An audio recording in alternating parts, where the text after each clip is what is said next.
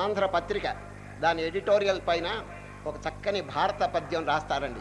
మొదటి నుంచి రాస్తున్నారు. నాగేశ్వరరావు గారు ఉన్నప్పటి నుంచి. ఒరులేయవి నరించిన నరవర అప్రియముతన మనంబున కగుదా నొరులకున విసేయకునికి పరాయణము పరమ ధర్మ పథములకి. What you expect to be done to you by others. ఇతరులు నీకు ఏది చెయ్యాలని అనుకుంటున్నావో దాన్ని నీవు ఇతరులకి చెయ్యి. ఇదండి కర్మయోగం యొక్క రహస్యం. ప్రతి ప్రాణి నీ స్వరూపం కదా ఏమండి. మరి నీవు నీ సుఖాన్ని ఎంత అపేక్షిస్తున్నావో పరప్రాణికి కూడా సుఖాన్ని ఎంత అపేక్షించు. చూడు, శ్రీకృష్ణ పరమాత్మ కర్మయోగంలో సిద్ధాంతీకరించింది ఇదేనండి. అది ఆయన ఏ ప్రాణి మీదైనా దయ ప్రేమ అనేది వర్షింపచేయి. నీ మీద నీకెంతో ప్రేమ ఉంది కదా, వీళ్ళందరూ భగవత్ స్వరూపం కదా, అందరూ నీ వలే ఉన్నారు కదా. మరి ఒక ప్రాణి బాధపడుతుంటే ఆ బాధ నీ బాధ కదా. చూడండి, ఇది ఎవరైనా ఉన్నదా చెప్పండి. ఇప్పుడు ఉన్నటువంటి అట్మాస్ఫియర్ ఎట్లా ఉన్నదో చూడండి. అది ఎంతసేపటికి పరప్రాణిని బాధ పెట్టాలని, పరదేశాన్ని కబళించాలని, ఇంకొకరికి అపకారం చేయాలని, ఇటువంటి పరిస్థితుల్లో నిజంగా భగవద్గీత కనుక ప్రచారం అయిందంటే తప్పకుండా ఈ పరోపకార బుద్ధి అభివృద్ధి కాక తప్పదండి. ఒక ప్రాణికి ఉపకారం చేయాలని మనం అంటే ఎందుకు అని అడుగుతాడు అవతలవాడు. ఎందుకు ఉపకారం చేయాలని? అప్పుడు దానికి శాస్త్రం ఏం చెప్పింది తెలుసునా? నాయన, నీలో ఏ శక్తి ఉన్నదో, నీలో ఏ స్వరూపం ఉన్నదో ఆ స్వరూపం ఎదుటి వాళ్ళలో కూడా ఉన్నది. నీ సుఖాన్ని నువ్వు ఎట్లా అపేక్షిస్తున్నావో పరసుఖం కూడా అట్లాగే అపేక్షించు. చూడు, తోటి ప్రాణిని నీవు నీవలే చూచుచు మెలగుచుండుము ఓయి మనసా. మానసబోధ. తోటి ప్రాణిని నీవు నీవలే చూచుచు మెలగుచుండుము ఓయి మనసా. నీ సౌఖ్యమును ఓలె పరసుఖంబును కూడా కాంక్షించుచుండుము మనసా. జగతి యందున్నట్టి దేహంబులన్నీయు నీ యొక్క రూపాలె మనసా. సత్యమును తెలుసుకొని ప్రాణులన్నిటి ఎడల దయగల్గియుండుము మనసా. శాస్త్రాల సారము వివరించి తెలిపెదా శ్రద్ధగా వినుము ఓ మనసా. పరహితమే పుణ్యము పరపీడ పాపము దయజూపు ఎల్లడల మనసా. ఇటువంటి సిద్ధాంతములండి భగవద్గీతలో చక్కగా ప్రతిపాదింపబడింది. కనుక ఇటువంటివి కనుక బాగా జీర్ణమైతే ఇంకా తాను తగ్గించుకుని ఒక ప్రాణికి ఉపకారం చేస్తాడండి. అందుచేత ఈ కర్మయోగంలో మొట్టమొదటి శ్రీకృష్ణ పరమాత్మ జ్ఞానమును తెలుసుకో, జ్ఞానమును తెలుసుకుని తర్వాత కర్మ చేయండి, శుద్ధంగా ఉంటుందండి. పరోపకార బుద్ధి పొంగి పొరలతో ఉంటుందండి అది. కనుక మొట్టమొదటి శ్రీకృష్ణ పరమాత్మ అర్జునుడు అడిగిన ప్రశ్నను పురస్కరించుకుని, నాయన లోకల్లో 2 మార్గాలు ఉన్నాయి, జ్ఞాన మార్గం, కర్మ మార్గం. ఎవరి సంస్కారం, ఎవరి యొక్క ప్రవృత్తి ఎట్లా ఉంటుందో ఆ విధంగా ఆచరించండి, దాంట్లో ఏం తప్పులేదు. కానీ బట్ అంటారు, కర్మయోగం మొట్టమొదట ఆచరించకుండా జ్ఞానయోగంలో అనుభవం రావటం కష్టం అనేసాడు. It's impossible. కర్మ అనేది ఎలిమెంటరీ కోర్స్, జ్ఞానం అనేది అండి గ్రాడ్యుయేట్ కోర్స్ అండి, అంటే కాలేజీ కోర్స్ అండి. సరే అయ్యా, మీరు ఎలిమెంటరీ కోర్స్ పాస్ కాకపోతే మీరు కాలేజీకి ఎట్లా వెళ్తారు చెప్పండి? 3 కోర్సులు ఉన్నాయి కదండి, elementary course, high school course, college course. కర్మ, భక్తి, జ్ఞానం. జ్ఞానం అనేది కాలేజీ కోర్స్ అండి, ఫైనల్ కోర్స్. అది దాంట్లో మనం ఆరితేరాలంటే ముందు ఎలిమెంటరీ కోర్సులో కొంచెం అనుభవం పొందాలి కదా చెప్పండి. ఇది లేకుండా అట్లా వెళ్ళగారు. కనుకనే శ్రీకృష్ణ పరమాత్మ కర్మయోగంలో ప్రవేశం లేకుండా జ్ఞానయోగం కలగటం చాలా కష్టం. చిత్తశుద్ధి కలగాలి కదా ముందు. చిత్తశుద్ధి కలగటానికి పుణ్యకార్యములు ఇవన్నీ చేయాలి కదా చెప్పండి, నిష్కామ కార్యములు చేయాలి కదా. కాబట్టి కర్మయోగంలో కొంత ప్రయత్నం ఉంటే తప్ప ఆ మనస్సు శుద్ధం కాదు. మనస్సు శుద్ధం కాకపోతే ఆత్మజ్ఞానం కలగదు. చూచారు? కనుక ఈ కర్మయోగం నకర్మణామనారంభాన్నైష్కర్మ్యం పురుషోస్నుతే. చక్కని శ్లోకం అండి. నకర్మణామనారంభాన్, కర్మలు చేయకుండా నైష్కర్మ్యం అంటే ఈ జ్ఞాన మార్గం. చూడండి, సమాధి స్థితి, తురీయ స్థితి అది కలగటం కష్టం. ఎందుకంటే హృదయం పాపభూయిష్టంగా ఉంటే మనసు అధిష్టానంగా ఉన్నటువంటి ఆత్మస్వరూపం ఎట్లా తెలుస్తుంది చెప్పండి? కనుక హృదయం నిర్మలంగా ఉండాలంటే పుణ్యము, నిష్కామకర్మ, పుణ్యకర్మ ఇటువంటి అన్ని పరోపకార కర్మ శుద్ధంగా ఉండాలండి. అది లేదే, జనులకు లేదు. అంచేత అకస్మాత్తుగా వాడికి మోక్షం కలగాలంటే కలగదండి, ఇంపాసిబుల్. ఎందుకు? మోక్షం అనేది జ్ఞానం ఉంటేనే కలుగుతుందండి. జ్ఞానం ఎట్లా వస్తుందంటే చిత్తశుద్ధి కలిగితేనే జ్ఞానం కలుగుతుంది. చూచారు? కనుకనే శ్రీకృష్ణ పరమాత్మ నాయన మీరు భక్తితో ఆరాధిస్తూ ఉండండి. చూడండి, రేపు 10వ అధ్యాయం విభూతి యోగంలో జ్ఞానము చేత మోక్షం అనేది ఖాయం. ఎక్కడైనా రాసి పెట్టుకోండి గోడ మీద, జ్ఞానాదేవత కైవల్యం. కైవల్యం అంటే మోక్షం కావాలంటే జ్ఞానం. జ్ఞానం అంటే ఏమిటి? స్వస్వరూప అనుభవం. అది తన స్వరూపం అండి. వీడి దేహం అని చెప్పి అనుకుంటాం, ఇట్ ఈస్ ఫాల్స్. దేహం కాదండి ఇది. తన యొక్క యథార్థమైన స్వరూపం తెలుసుకుంటేనే వాడికి శాంతి కలుగుతుంది కదండి. ఇప్పుడు రాత్రి నిద్రపోతున్నాడు, ఎన్నో దుఃఖాలు అనుభవిస్తున్నాడు. దుఃఖాలన్నీ పోవటానికి ఉపాయం ఏమిటి చెప్పండి? మేలుకోవటం. ఆ మేలుకోవటం అనేది జ్ఞానం. ఆ జ్ఞానంతో అన్ని దుఃఖాలు సమస్యపోతాయండి. కానీ జ్ఞానం కలగాలంటే చిత్తం మలినంగా ఉంటే కలగదండి. భగవానుడు చెప్తున్నారు 10వ అధ్యాయంలో, తేషాం సతతయుక్తానాం భజతాం ప్రీతిపూర్వకం. అర్జున, ఎవరు ప్రీతిపూర్వకంగా నన్ను గురించి చింతన చేస్తున్నారో నేను సంతోషించి దదామి బుద్ధియోగం తం ఏన మాముపయాంతి తే, వారికి ఆత్మజ్ఞానం నేను కలుగు చేస్తాను. చూచారా, ఆత్మజ్ఞానం ఎట్లా వస్తుంది? By the grace of God. మనం ఎన్ని ప్రయత్నం చేసినా భగవాను యొక్క గ్రేస్, బ్లెస్సింగ్ లేకపోతే కష్టం అండి. మరి వారి బ్లెస్సింగ్ ఎట్లా వస్తుంది? మనం భక్తిపూర్వకంగా ప్రీతిపూర్వకంగా ఆరాధిస్తుంటే, మనం చేసేటువంటి కర్మలు పవిత్రంగా ఉంటే భగవాను యొక్క దయ తప్పకుండా కలిగి తీరుతుంది. దానివల్ల ఆత్మజ్ఞానం కలుగుతుందని, దానివల్ల మోక్షం పొందుతాడు. అర్థమైందండి? కనుక నకర్మణామనారంభ నైష్కర్మ్యం పురుషోస్నుతే. నైష్కర్మ్యం అంటే మోక్షస్థితి. ఈ కర్మలు ఆచరించకుండా మొదట్లో కలగదు, ఎందుకంటే చిత్తశుద్ధి కలగాలి. కనుక పాపం అనేటువంటిది మహాఘోరమైనటువంటిదండి. హృదయంలో పాపం ఉన్నంత వరకు, ద్వేషం ఉన్నంత వరకు, అసూయ ఉన్నంత వరకు, దుష్టగుణాలు ఉన్నంత వరకు ఇంపాసిబుల్. మోక్షం అనేది అసాధ్యం అండి. కనుక ఊరికి కలవరిస్తే కాదండి, నాకు రెనెన్సీ, నాకు మోక్షం రియలైజేషన్ కావాలంటే ఎట్లా వస్తుందండి? First think over your mind. అది ఈ మనస్సు ఏ స్థితిలో ఉందో కొంచెం ఆలోచించండి. తమోగుణమా, రజోగుణమా, సత్వగుణమా? చూడండి, మనం పొందవలసింది ఏమిటి? సత్వగుణం కూడా దాటిపోయి విశుద్ధ సత్వం. చూచారు, విశుద్ధ సత్వం అంటే ఏమిటంటే గుణాతీతం. ఆ గుణాతీతమైనటువంటి స్థితిలోకి పోవాలంటే 3 గుణములు దాటాలంటే మొట్టమొదటి సత్వగుణం దగ్గరికి రావాలండి. సత్వగుణం చూచారు, ఏ గుణాలు పోవాలి? తమోగుణం పోవాలి, రజోగుణం పోవాలి. ఇప్పుడు టైం కాదండి, ఎందుకంటే 14వ అధ్యాయం గుణత్రయ విభాగ యోగంలో చక్కగా చెప్తామని భగవానుడు ఒక అధ్యాయమే కేటాయించినారు ఈ 3 గుణాలకి. సరే, చాలామంది యొక్క పరిస్థితి ఎట్లా ఉంది? తమోగుణం. తమోగుణం అంటే ఏమిటండి? బద్ధకం, సోమరితనం, ఎక్కువ భోజనం, ఎక్కువ నిద్ర, ఇదండి తమోగుణ సంబంధంగా. ఏమి ఒక పని చేయడండి, ఊరికే కూర్చుంటాడండి. దానివల్ల మోక్షం ఎట్లా వస్తుందండి? ఈ తమోగుణం వల్ల. ఇప్పుడు ఊరికే కూర్చుంటే ఒకటి మాత్రం తప్పకుండా వస్తుందండి. ఏమిటి తెలుసునా? చావు. ఏనాటికైనా చస్తాడు వాడు, ఊరికే కూర్చుంటే చాలండి. కానీ మోక్షం రాదండి. మోక్షం ప్రయత్నం యొక్క ఫలితం. కష్టపడి తన యొక్క మనస్సును శుద్ధం చేసుకుని మోక్షం పొందాలే కానీ ఊరికే కూర్చుని తిని తాగి నిద్రపోతుంటే మోక్షం రాదండి అది. అందుచేత శ్రీకృష్ణ పరమాత్మ చక్కగా ఇక్కడ బోధిస్తున్నారు. నాయన, కర్మలు ఆచరిస్తూ చిత్తశుద్ధి కలుగు చేసుకుని నిష్కామ భావంతో, కర్తృత్వం లేకుండా దైవార్పణ బుద్ధితో చేయండి. సరే, కర్మలు ఎడితిరిగి చేయాల్సిందే. ఇప్పుడు నడవటం కర్మే కదా. పెద్దలు ఏం చెప్తున్నా, ఆయన ఎడితిరిగి నడుస్తున్నావు, ప్రదక్షిణం అని ఎందుకు అనుకోకూడదు అన్నాడు. చూడండి, ఒక మహనీయుడు ఎడితిరిగి నువ్వు నడుస్తున్నావు, నడవక తప్పదు, ప్రదక్షిణ అనుకోరాదా? భగవంతుడు అన్ని చోట్ల ఉన్నాడు కదా, నువ్వు నడక అనుకుంటే ఎట్లా? అది ప్రదక్షిణంగా మార్చుకోవయ్యా అన్నాడు. చూడండి, ఆత్మాత్వం గిరిజామతి పరిజనా ప్రాణా శరీరం గృహం పూజాతే విషయోపభోగ రచనా నిద్రా సమాధి స్థితి సంచార పదయో ప్రదక్షిణ విధి స్తోత్రాన్ని సర్వాగిరో యద్యత్కర్మ కరోమి తత్తదఖిలం శంభో తవారాధనం. ఒక మహనీయుడు చూడండి, నేను ఏది చేసినా ఓ పరమశివ నీ కైంకర్యం, నేను నడుస్తే నీ ప్రదక్షిణం, నేను నిద్రపోతే అది సమాధి స్థితి, నేను ఏదైనా మాట్లాడితే అది స్తోత్రం. చూడండి ఎంత చక్కగా చెప్పాడు. ఇంతేనండి. ఇప్పుడు జ్ఞానికి అజ్ఞానికి భేదం ఏమిటంటే ఇద్దరూ కర్మలు చేస్తుంటారు. కానీ జ్ఞాని ఏ విధంగా కర్మ చేస్తాడంటే అజ్ఞానులు తెలివి తక్కువగా చేసేటువంటి పని మోస్తరు కాకుండా తరించడానికి వీలుగా భగవంతుని యొక్క అనుగ్రహానికి అనుకూలంగా వారు చక్కగా ప్రయత్నం చేస్తుంటారు. చూడండి, ప్రయత్నం అనేది ఇద్దరికి ఉన్నది. అజ్ఞానం ఒక రకంగా చేస్తుంటాడు, జ్ఞానం ఒక రకంగా చేస్తుంటాడు. చూచారు, స్పీడ్ ఒకటేనండి. Keep up the speed but make a diversion. చూచారు, వాల్మీకి చూడండి, వాల్మీకి యొక్క పూర్వాశ్రమం పేరండి రత్నాకరుడు. రత్నాకరుడు దారిపోయే వాళ్ళందరినీ దోచుకుంటూ చాలా హీనమైనటువంటి చరిత్ర ఉన్నదండి. మీకు తెలుసు కదా వారి చరిత్ర. వాల్మీకి రత్నాకరుడు. సప్తఋషులు వచ్చారండి. సప్తఋషులు వస్తే ఏమయ్యా పాపం మూట కట్టుకుంటున్నావు ఏంటని చెప్పి చక్కగా బోధ చెప్పినారు. ఆఖరికి వీరు తరించడానికి ఉపాయం అడిగినారు. రామ అనేది తల్ల కిందలు చేసి ఉపదేశం చేశారు. మర జపం చేయవయ్యా అన్నాడు. ఎంత పట్టుదల ఉన్నదంటే వాల్మీకి మర అనేటువంటిదండి. భోజనం లేదు, ఏమి లేదండి, అట్లా కూర్చుని ఎంత కాలమో జపం చేసేసాడు. అక్కడ రామ అయిపోయిందండి. చూడండి, రామ అయిపోయి ఆ పవిత్రమైన తారకం యొక్క జపం చేసా పాపం అంతా భస్వం అయిపోయిందండి. చూచారు, ఆ జ్ఞానం అనేది చక్కగా అంకురించిందండి.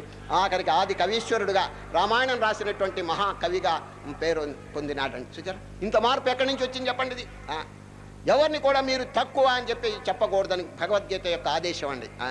భగవద్గీత ఎవడు ఎంత పాపం చేసినప్పటికీ వాడిని దూషించబాకండి, ఏదో పొరపాటు, తెలివి తక్కువ చేత చేసినాడు అది.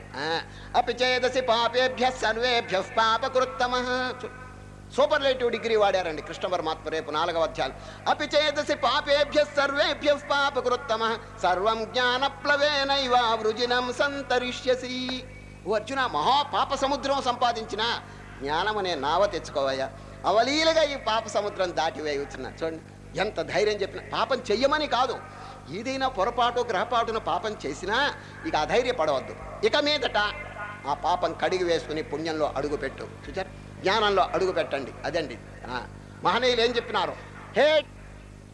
Hate sin but not the sinner. అది ఇదండి మన యొక్క సిద్ధాంతం. అది హేట్ సిన్, పాపాన్ని దూషించండి, పాపాత్ముని దూషించవద్దు. ఎందుకంటే ఈనాడు పాపాత్ముడు పెద్దల యొక్క సాంగత్యం చేత పుణ్యాత్ముడుగా మారగలడు. చూచారు, మనకి రత్నాకరుడే దృష్టాంతం అండి. ఎంతమందో రండి చైరాని పనులను చేసి మహాత్ముల యొక్క సాంగత్యం చేత మారిపోయిన మహనీయులు ఎంతమందో ఉన్నారండి. చూచారు, కనుక శ్రీకృష్ణ పరమాత్మ అండి అక్కడెక్కడ చెప్తుంటారు. రేపు 9వ అధ్యాయం చూడండి. అపి చేత్ సుదురాచారో భజతే మాం అనన్యభాక్ సాధురేవ సమంతవ్య సమ్యక్ వ్యవసితో హి సహ. సుదురాచారం, మహాపాప దురాచారం కలిగినా కూడా వారు కనుక మంచి మార్గంలోకి వస్తే వారి పేరు సాధు. కనుక ఎవరిని కూడా మనం కించిత్ చేయకూడదండి.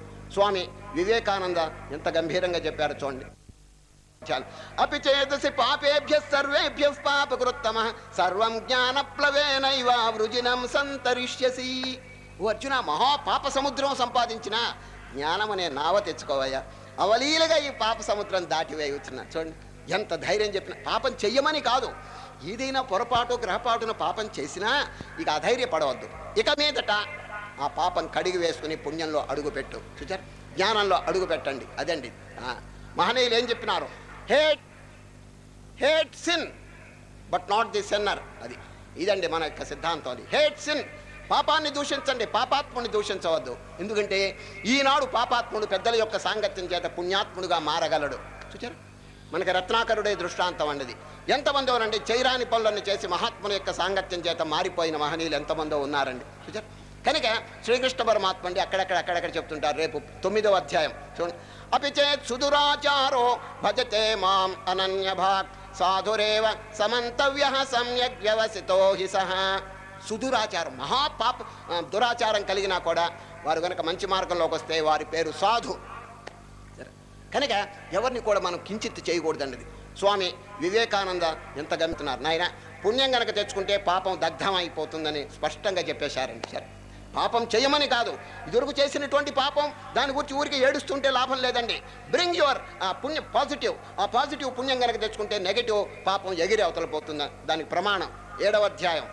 ఏషాం త్వంతగతం పాపం జనానాం పుణ్యకర్మణాం తే ద్వంద్వమోహ నిర్ముక్త భజంతే మాం దృఢవ్రత. ఎంత అద్భుతమైన. కనుక ఇంకా పాపులు చింత పడవలసిన పని లేదు, ఏదో పొరపాటు గ్రహపాటు జరిగిపోయింది. ఇక మీదట పాపం చేయకుండా ఉన్నటువంటి పాపాన్ని గురించి ఏడవకుండా దాన్ని కడిగేయటానికి ప్రయత్నం చేయాలి. పాపం దేనివల్ల కడగబడుతుంది? పుణ్యం చేత, నిష్కామ కర్మ చేత అదంతా దగ్ధమైపోతుందని, తొలగిపోతుంది. అందుచేత శ్రీకృష్ణ పరమాత్మ నాయన పుణ్యాన్ని అధికం చేసుకోండి. ఏషాం త్వంతగతం పాపం. చూడండి, అంతగతం పాపం పుణ్యకర్మణం. పుణ్యకార్యముల చేత పాపం ఎవరికి తొలగిపోయిందో చూచారు, తొలగిపోతుందండి, తప్పకుండా పోతుంది. ఊరికే ఏడవలసినటువంటి పని లేదండి అది. కనుకనే మహాత్ముల యొక్క చరిత్ర చూడండి, ఒక్కొక్కసారి పొరపాటు జరగవచ్చు, కానీ వారేమి చింతపడరండి. Fight for the best, face the worst. ఇదండి వారి యొక్క సిద్ధాంతం, పెద్దల యొక్క సిద్ధాంతం. అయినా మంచి కోసం పోట్లాడండి. దారిలో ఏదైనా బాధలు వస్తే దాన్ని అధిగమించండి. Surmount difficulties.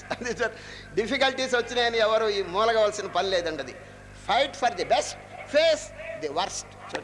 ఏది వచ్చినా అవాంతరం అండి కేర్ చేయకూడదు. మనం పోయేది గమ్యస్థానం చాలా అద్భుతమైంది, మోక్షం, దైవ సాక్షాత్కారం. దానికి కొరకు పోతున్నాం, దారిలో వచ్చే చిన్న చిన్న అవాంతరములు మనం లెక్క చేయకూడదండి. అది సరే, కొందరండి ఏమో పొగడతారు, ఎవరు మీరు గొప్పవారని, కొందరు తిడతారు. ఇవన్నీ లక్ష్య పెట్టుకుంటే ఎట్లా చెప్పండి? ఈ జ్ఞానైనటువంటి వాడు కేర్ చేయడండి వీళ్ళందరినీ కూడా. Hate then no more, few only know the truth, the rest will hate and laugh at thee but pay no heed. Vivekananda. సత్యం తెలిసిన వారు కొద్దిమందే. Few only know the truth, the rest will hate and laugh at thee but pay no heed. Go thou from place to place and help them out of Maya's wheel.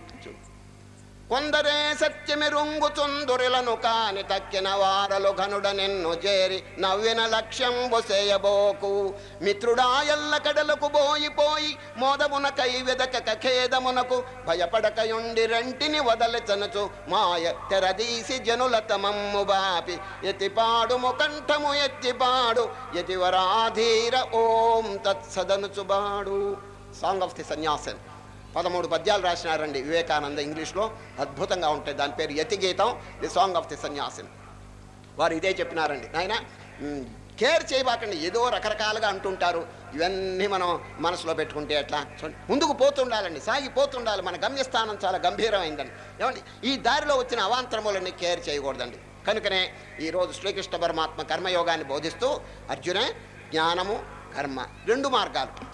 ఎవరి యొక్క ప్రవృత్తి ఎట్లా ఉంటుందో దాన్ని అనుసరించండి. కానీ ఈ కర్మ మార్గం ఆచరించకుండా జ్ఞానం కలగటం కష్టం. నకర్మణ మనారంభా నైష్కర్మ్యం పురుషోస్నుతే నచ సన్యసనా దేవా సిద్ధిం సమధిగచ్చతి. కర్మ చేయకుండా ఎవరు ఉండలేరు అన్నారు. నహి కశ్చిత్ క్షణమపి జాతు తిష్టతి అకర్మకృత్ కార్యతే హ్యవశ కర్మ సర్వ ప్రకృతి జైర్గుణయే.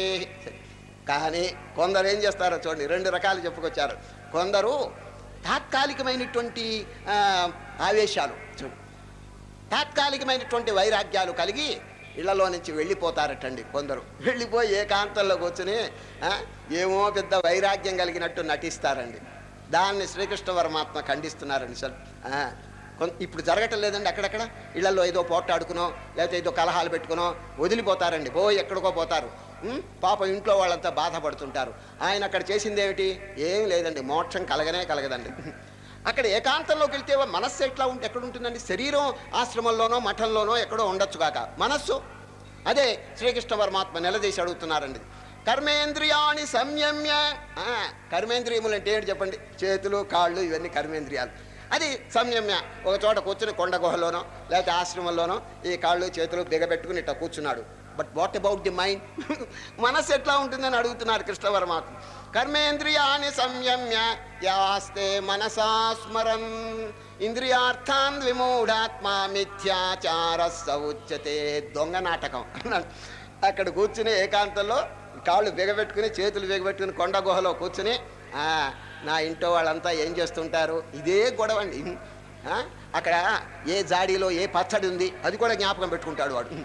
అంతేనండి, వాడికి మనస్సు ఎక్కడ ఉంటుంది? ఇంటి మీదే ఏడుస్తూ ఉంటుందండి. దాన్ని శ్రీకృష్ణ పరమాత్మ ఎట్లా కనిపెట్టారో కానీ విమర్శ చేసి ఖండించేస్తున్నారండి. కర్మేంద్రియాణి సంయమ్య యాస్తే మనసా స్మరన్ ఇంద్రియార్థాన్ విమూఢాత్మ మిథ్యాచార సౌచ్యతే. అట్లా చేయబాకండి. మరి ఏం చేయాలి? యస్వింద్రియాణి మనసా నియమ్య. ఇంటి దగ్గర ఉండి మీ ఇంద్రియములు మనస్సు నిగ్రహించుకోండి. ఇంటి దగ్గర ఊరికి పరిగెత్తబాకండి, ఎక్కడో ఇక్కడికి అక్కడికి. అక్కడ వెళ్ళి చేసేది ఏమిటి చెప్పండి?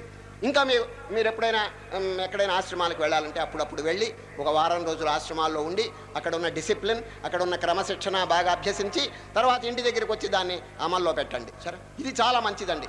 అంతేగాని అన్ని తెగదెంపులు తెలుసుకుని అక్కడికి వెళ్తే ప్రారంభ స్థితిలోనండి అసాధ్యం అండి, మనస్సు నిలవదండి. అది అదే చెప్తున్నారు శ్రీకృష్ణ పరమాత్మ. First purify your heart at home. అది ఇంటి దగ్గరే చక్కగా మీరు ప్రాక్టీస్ చేసుకోండి. ఆశ్రమంలో చేసే సిద్ధాంతాలు నియమాలు మీరు ఇక్కడ ఆచరణలో పెట్టుకోండి. డిసిప్లిన్ చూచారా? ఇప్పుడు ఆశ్రమాల్లోనండి 4:30 గంటలకి గంట కొడతారండి. మీరు ఎప్పుడైనా రండి ఆశ్రమాలకి చూడండి. 4:30 గంటలకి ఫస్ట్ బెల్, అందరూ నిద్రలేస్తారండి. 5:30 సెకండ్ బెల్, అందరూ ఒక సామూహికంగా గీతాపారాయణ, భగవద్ధ్యానం, నామ సంకీర్తన ఇవన్నీ చేస్తుంటారు. చూచారు? ఈ నియమాలు ఇంటి దగ్గర ఎందుకు పెట్టుకోకూడదు చెప్పండి? ఇప్పుడు 4:30కి వాళ్ళు లేస్తే వీళ్ళు 4:30కి ఎందుకు లేవకూడదు చెప్పండి? కొందరు లేవాలని ప్రయత్నం చేస్తుంటారు, వాళ్ళకి మెలకు రావటం లేదండి. అప్పుడు ఏం చేయాలి తెలుసండి? ఒక అలారం గడియారం ఏదన్నా పెట్టుకుని తొందరగా నిద్ర లేవటం నేర్చుకోవాలండి సార్. లేక ఇంకో చిన్న సలహా చెప్తాను. పొద్దున్నే లేవాలంటే బ్రహ్మ ముహూర్తం, ఉషక్కాలం, చాలా అద్భుతమైన అట్మాస్ఫియర్ అండి. ఎప్పుడు ఉషక్కాలం, బ్రహ్మ ముహూర్తం అంటారు. ఆ టైం చాలామంది నిద్రలోనే గడిపేస్తున్నారు. అది మంచిది కాదండి. అది ఆ టైంలోనండి అనేక మంది మహర్షులు, యోగి పుంగవులు ధ్యాన నిమగ్నులై ఉంటారు. The whole atmosphere will be filled by spirituality, divine atmosphere. మనం కూడా నిద్ర లేచి కొద్దిసేపు కనుక ధ్యానం చేస్తే we can receive the spiritual current. చూసారా, బ్రహ్మాండమంతా ఒక ఆధ్యాత్మిక తరంగం వ్యాపిస్తున్నది. అది మనం గ్రహించడానికి అవకాశం. కనుకనే బ్రహ్మ ముహూర్తం అని దానికి పేరు పెట్టారు. ఆ టైం అంతా నిద్రలోనండి తమస్సులో గడిపేస్తున్నారు చాలామంది. ఒక ఊళ్ళోనండి 2 సోమరులు ఉన్నారండి, పరమ సోమరులు. ఒకడు 8ంటికి నిద్ర లేస్తే ఇంకోటి 9:30కి లేస్తాడండి వాడు పొద్దున. 2 స్నేహితులండి, బర్డ్స్ ది సేమ్ ఫెదర్ అని ఇంగ్లీష్లో చెప్తారు చూడండి. ఆ 2 సోమరులు స్నేహితులండి. ఒక సోమరికి ఊరు ప్రయాణం వచ్చిందండి రేపు. పొద్దున్నే 5 గంటలకి రైలు బయలుదేరుతుందండి. వీడెక్కడ నిద్ర లేస్తాడండి? 8ంటికి లేచేవాడు పొద్దున్నే 5 అంటే 4ంటికే నిద్ర లేవాలి. అందువల్ల వాడు ఏం చేసినాడంటే తన స్నేహితుడి దగ్గరికి పోయినాడు. వీడి మించిన సోమరండి వాడు. నాయన, మై డియర్ ఫ్రెండ్, రేపు పొద్దున 5 గంటలకి రైలుకి వెళ్ళాలి, 4 గంటలకు వచ్చి కొంచెం లేపుతావా అన్నాడు. తప్పకుండా లేపుతాను, 3:30కి వచ్చి జ్ఞాపకం చేయబోయ్ అన్నాడండి వాడు.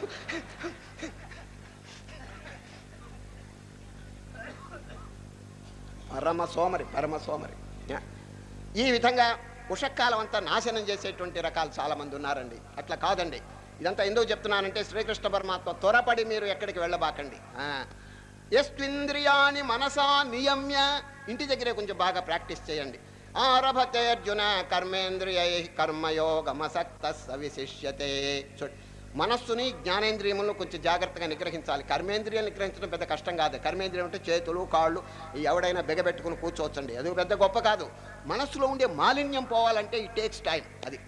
అది ఏకాంతంలో మా ఆశ్రమాల్లో అప్పుడప్పుడు మనం వెళ్ళి ఆ డిసిప్లిన్, క్రమశిక్షణ నేర్చుకుని అది ఇంటి దగ్గర ఆచరణలో పెట్టడం చాలా మంచిదండి. అది ఒక ఊళ్ళో ఒక చోట జరిగిన విషయం వినండి.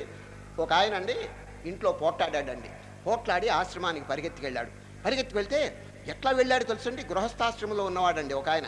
పరిగెత్తిన గురువు గారికి మధ్యాహ్నం 12 గంటలకి దండం పెట్టాడండి. అక్కడ ఆశ్రమంలో గురువు గారు ఒళ్ళంతా చెమట కారుతున్నది. పరిగెత్తుకుంటూ వచ్చాడు. ఏమయ్యా, ఏమిటి కథ అన్నాడు. ఏమీ లేదండి, మిమ్మల్ని ఒక కోరిక, ఒక ప్రార్థన చేయాలని వచ్చినాను. ఏమిటన్నాడు. సన్యాసం ఇప్పించండి అన్నాడు. సన్యాసం? ఏమయ్యా అంత తేరగా ఉందే సన్యాసం అంటే?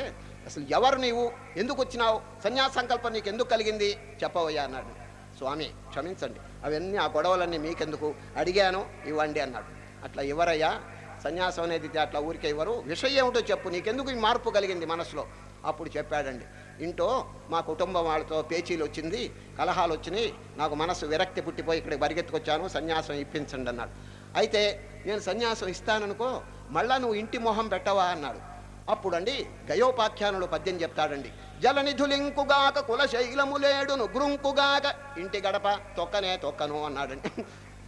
ఎంత ఆశ్చర్యపడ్డాడు. ఓహో, ఎంత వైరాగ్యం, మళ్ళీ ఇంటికి వెళ్ళట వీడని. అయినా ఇంకొక చిన్న ప్రశ్న అడుగుతాం.